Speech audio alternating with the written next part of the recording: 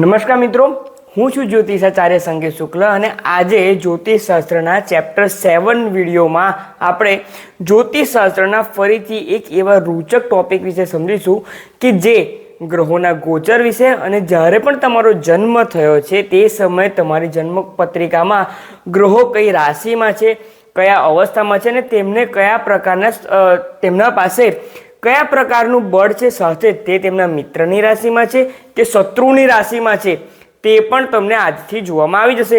તો વિડીયોના અંત સુધી તમે બન્યા રહેશો। તો મિત્રો, આજનો જે ટોપિક જે છે તેમાં સૌથી પહેલા આવશે ગ્રહો, તેની ઉચ્ચ રાશિ, નીચ રાશિ અને મૂળ ત્રિકોણ રાશિ।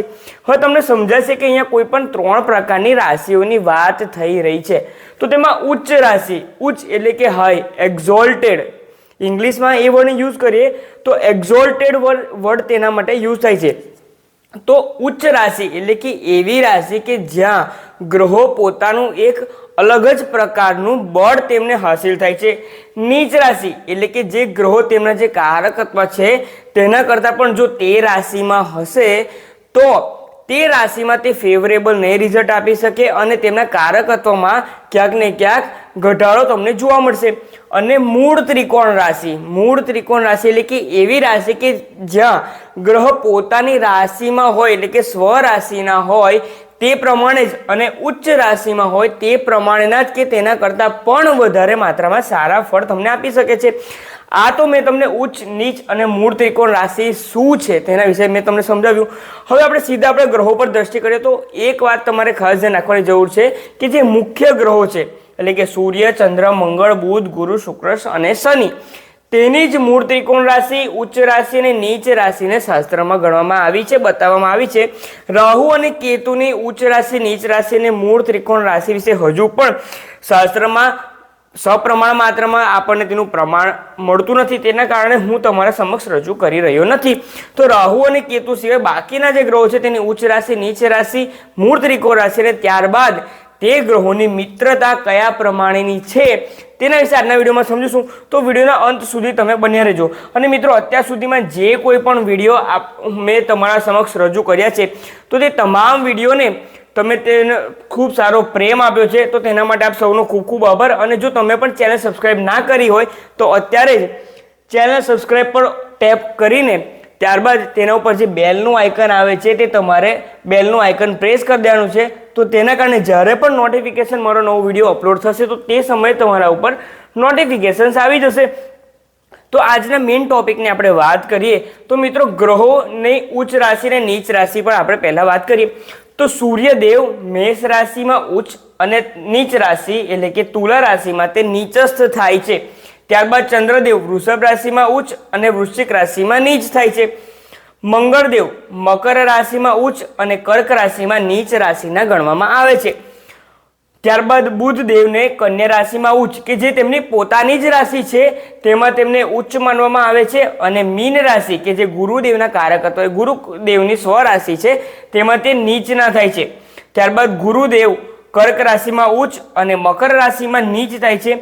શુક્રદેવ મીન રાશિમાં ઉચ્ચ અને કન્યા રાશિમાં નીચના થાય છે। શનિદેવ તુલા રાશિમાં ઉચ્ચના અને મેષ રાશિમાં નીચના થાય છે। તો મિત્રો, આ પ્રમાણે મેં તમને બતાવી પણ દીધું, પરંતુ તમારે કોમ્બિનેશન ધ્યાન કેવી રીતે રાખવું? જો સૂર્યદેવ મેષ રાશિમાં ઉચ્ચ થશે અને તુલામાં નીચના થાય છે તો તેમના વિરુદ્ધ શનિદેવ તુલા રાશિમાં ઉચ્ચના થશે અને મેષ રાશિમાં નીચના થશે, એટલે ઓપોઝિટ આવી જશે। ત્યારબાદ ફક્ત ચંદ્રદેવ જ એ પ્રમાણેની રાશિ ધરાવે છે કે જેમાં તે વૃષભ અને વૃશ્ચિકમાં નીચના થાય છે। તેમના સિવાય બીજો કોઈ પણ ગ્રહ વૃશ્ચિક કે વૃષભમાં ઉચ્ચ કે નીચનો થતો નથી। હવે આપણે વાત કરીએ તો મંગળદેવની, મંગળદેવ મકર રાશિમાં ઉચ્ચ થાય અને કર્ક રાશિમાં નીચ થાય છે તો તેમના સામે ગુરુદેવ કર્ક રાશિમાં ઉચ્ચના થઈ ગયા અને મકર રાશિમાં તે નીચના થઈ ગયા, એટલે મંગળ અને ગુરુના વચ્ચે પણ ક્રોસ ઓપોઝિટ થઈ ગયું। ત્યારબાદ આવે છે બુધદેવ, બુધદેવ કન્યા રાશિમાં ઉચ્ચના અને નીચ રાશિ એટલે કે તે મીન રાશિમાં નીચના થાય છે તો તેમની ઓપોઝિટ શુક્રદેવ મીન રાશિ ઉચ્ચ રાશિ છે તેમની અને કન્યા રાશિ તેમની નીચ રાશિ છે। તો આ પ્રમાણે કોઈ પણ 3 ગ્રહોની તમે રાશિ યાદ રાખશો એટલે કે સૂર્ય, મંગળ અને જો બુધની પણ જો તમે યાદ રાખશો તો તેનાથી તમને ગુરુ, શુક્ર, શનિની રાશિ તમને ખૂબ સારી રીતે તે તમને યાદ રહી જશે। તેટલા માટે મેં આ તમને દર્શાવ્યું હતું। હું ફરીથી એકવાર રિપીટ તમને કરી દઉં છું કે ઉચ્ચ રાશિ એટલે કે ગ્રહો ત્યાં પોતાની રાશિમાં છે કે મૂળ ત્રિકોણી છે તેમનું પોઝિટિવ રિઝલ્ટ તે ઉચ્ચ રાશિમાં આપે છે. તેમના પાસે ષડબળોમાંનો એક મહત્વનો બળ એટલે કે સ્થાન બળ, આપણે ષડબળ વિશે આગળના વિડીયોમાં ચર્ચા તો કરીશું, પરંતુ જે ષડબળમાં હું તમને સ્થાન બળ વિશે જે સમજાવવાનો છું તેની શરૂઆત ઉચ્ચ રાશિ, નીચ રાશિ અને મૂળ ત્રિકોણ રાશિ પરથી થઈ છે. તો જ્યારે પણ કોઈ ગ્રહ ઉચ્ચ રાશિમાં અને મૂળ ત્રિકોણ રાશિમાં થશે તો તે ગ્રહને એક અલગ પ્રકારનું બળ, ષડબળોમાંનું એક મહત્વનું બળ એટલે કે સ્થાન બળ તેને પ્રાપ્ત થશે. તો તે મુજબ સૂર્ય મેષમાં અને સૂર્યથી લઈને શનિ સુધી બાકીના તમામ ગ્રહો ઉચ્ચ રાશિ અને નીચ રાશિને આ પ્રમાણે થશે. હવે વળી તમને થશે કે મૂળ ત્રિકોણ રાશિ છે શું? તો મૂળ ત્રિકોણ રાશિ એટલે જે આગળ મેં તમને દર્શાવ્યું તે પ્રમાણે જ કે ગ્રહો પોતાની ઉચ્ચ રાશિમાં અને સ્વરાશિમાં હોય તે પ્રમાણેનું પોઝિટિવ રિઝલ્ટ આ રાશિઓમાં આવશે. હવે જો તમે દ્રષ્ટિ કરશો તો જે ગ્રહોને બે રાશિઓ આપવામાં આવેલી છે, જેમ કે મંગળદેવની છે મેષ રાશિ અને વૃશ્ચિક રાશિ, ગુરુદેવની છે ધન રાશિ અને મીન રાશિ, તો તેમાંની જ કોઈક રાશિઓ મૂળ ત્રિકોણ રાશિઓ હોઈ પણ શકે છે. તો તે સમજીએ તો સૂર્યદેવ પોતાની રાશિમાં જ મૂળ ત્રિકોણી થાય છે. આ રાશિઓમાં તેઓ 1 થી લઈને 30 ડિગ્રી સુધીમાંની કોઈ પણ સ્પેસિફિક ડિગ્રી માટે તે મૂળ ત્રિકોણી થતા હોય છે. તે અત્યારનો વિષય નથી. અત્યારે ફક્ત આપણે આ સમજવાની જરૂર છે કે કઈ રાશિમાં તેઓ મૂળ ત્રિકોણી ગણાય છે. જે પ્રમાણે તમે આગળ એડવાન્સ લેવલમાં જતા થશો, આપણે ભણતા જઈશું, તે પ્રમાણે તમને તેની મૂળ ત્રિકોણ રાશિના અંશ વિશે પણ તમને ખ્યાલ આવી જશે. તો સૂર્યદેવ સિંહ રાશિમાં મૂળ ત્રિકોણી થાય છે, ચંદ્રદેવ શુક્રની વૃષભ રાશિમાં મૂળ ત્રિકોણી થાય છે, ત્યારબાદ મંગળદેવ પોતાની જ મેષ રાશિમાં મૂળ ત્રિકોણી ગણવામાં આવે છે, બુધદેવ પોતાની કન્યા રાશિમાં મૂળ ત્રિકોણી ગણવામાં આવે છે, ગુરુદેવ તેમની પોતાની ધન રાશિમાં મૂળ ત્રિકોણી ગણવામાં આવે છે, શુક્રદેવ પોતાની જ તુલા રાશિમાં મૂળ ત્રિકોણી ગણવામાં આવે છે અને શનિદેવ પોતાની જ કારકત્વની પોતાની સ્વરાશિ કુંભ રાશિમાં મૂળ ત્રિકોણી ગણવામાં આવે છે.